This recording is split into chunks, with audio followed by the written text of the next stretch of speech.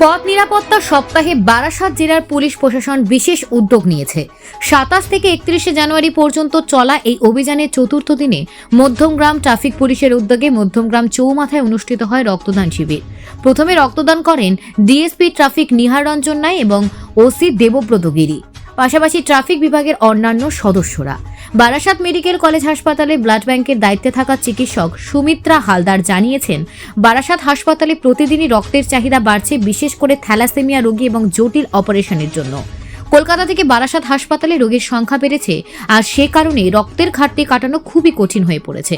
এদিন মধ্যমগ্রাম থানার ভারপ্রাপ্ত আধিকারিকের উপস্থিতিতে পথ চলতি অনেক মানুষও রক্তদান করেন। চিকিৎসকেরা জানান, সমাজের সকল শ্রেণীর মানুষকে ব্লাড ব্যাংকের ঘাটতি মেটাতে এগিয়ে আসা উচিত। পথ নিরাপত্তা সপ্তাহের শেষ দিনে আরও কিছু অভিনব উদ্যোগের পরিকল্পনা রয়েছে, জানিয়েছেন পুলিশ প্রশাসন। Bureau report, news prime Times. দেখুন, আমাদের তো মেডিকেল কলেজ, বুঝতেই পারছেন, বর্তমানে বারাসাত মেডিকেল কলেজের রোগীর সংখ্যা, প্রত্যহ রোগীর সংখ্যা এনআরএস এবং মেডিকেল কলেজ, কলকাতা মেডিকেল কলেজের থেকেও বেশি। এই হিউজ নাম্বার অফ পপুলেশন যারা আর কি আমাদের মেডিকেল কলেজ, বারাসাত মেডিকেল কলেজের ওপর নির্ভরশীল, এখানে নানা ধরনের পেশেন্ট ভর্তি হচ্ছে। শুধুমাত্র থ্যালাসেমিয়া পেশেন্ট যারা আমাদের ব্লাড ব্যাংক থেকে ব্লাড নেয়, তার সংখ্যাই হচ্ছে প্রতি মাসে 1,500। তার সাথে নানা রকম প্রসূতি রয়েছে, তারা নানা রকম অপারেশন রুগী আছে।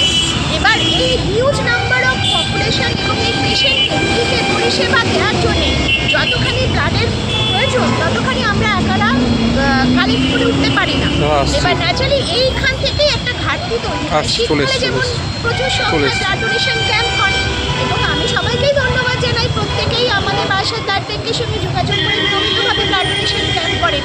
কিন্তু তা সত্ত্বেও যখন গরমকাল হয় তখন ক্যাম্পের সংখ্যাটা একটু কমে যায়, যার ফলে কী হয়, আমাদের রক্তের যোগানটা কম হয়ে যায়।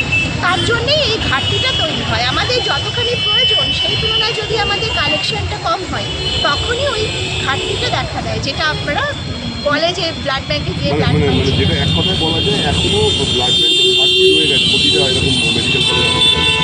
তার জন্যই আমরা প্রতি ক্যাম্পে যাই এবং সবার কাছে আহ্বান জানাই, যারা কাজ করে, বিশেষ করে আপনারা যারা মিডিয়াতে আছেন, তাদের মাধ্যমে এটাই বলতে চাই যে আপনারা আরও এগিয়ে আসুন, সরকারি ব্লাড ব্যাংকগুলোকে আরও ব্লাড ডোনেশন ক্যাম্প করুন, আরও নতুন ডোনারদের নিয়ে আসুন আমাদের কাছে।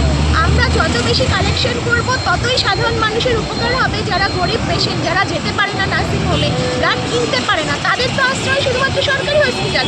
এই যে থ্যালাসেমিয়া পেশেন্টগুলো, তাদের 1,500 পেশেন্ট বারাসাত ব্লাড ব্যাংকের ওপর নির্ভরশীল, তাদের তো প্রতি মাসে 2টো করে ব্লাড দরকার। তাদের জন্য তো আমরা সারা নর্থ 24 পরগনা জুড়ে আমরা ছুটে বেড়াই, কালেকশন করতে চাই।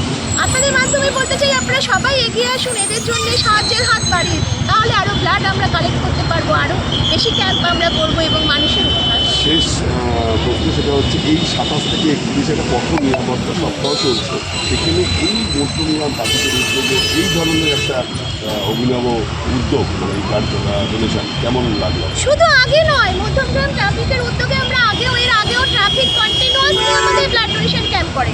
আমি আমার পুলিশ ভাইদের কাছে আমি কৃতজ্ঞ। আমরা তো সিরিজ অফ, বিশেষ করে যখন কোভিড ছিল, কোভিডে তো মধ্যমগ্রামে আমরা টানা সিরিজ 14 দিন ধরে আমরা ক্যাম্প করেছি।